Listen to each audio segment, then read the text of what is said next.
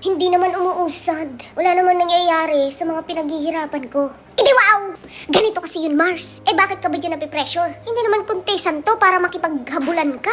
Para ma-worry ka na hindi pa umuusad or nag-work. Malay mo hindi mo pa oras. Masyado kang excited. Sa buhay, paghihirapan mo muna ng bongga bago ka makarating sa tuktok. Walang shortcut, Mars. At hindi ito pa-contest. Take it easy. Take it slowly. Huwag mong isipin ang iba. Kasi nakita mo yung mga videos niya, maraming views. Nakita mo yung page niya, ang bilis niyang makarami ng followers. So ngayon, iniisip mo, bakit ako?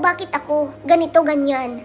Kasi nga, pinagkukumpara mo yung sarili mo sa iba. Just be happy for them kung mabilis silang naka-reach ng 100,000 followers, million followers, because nakatanda na sa kanila yun. Baka ikaw na yung susunod. Kaya be grateful, be thankful, para mas lalo kang paulanan ng biyaya. Malay mo bukas, ikaw na pala yung susunod. We never know. Kaya stop comparing yourself to others kasi hindi siya nakakatulong. Nakaka-stress. Pag ba ikaw ay tumigil, may mangyayari ba? Wala. Kapag ba ikaw ay tumigil, dadami ang followers mo? Hindi. Kapag ba ikaw ay titigil, dadami ang views mo? Wala. Kasi tumigil ka, hindi ka nagpatuloy. Kaya keep going no matter what. Because I believe in you. I believe in your talent. May talent ka, Mars. Gamitin mo yan. Sit back and relax. One day, you will get there. You just have to be patient. Char! Malaki sa buhay niyo mga dipongs.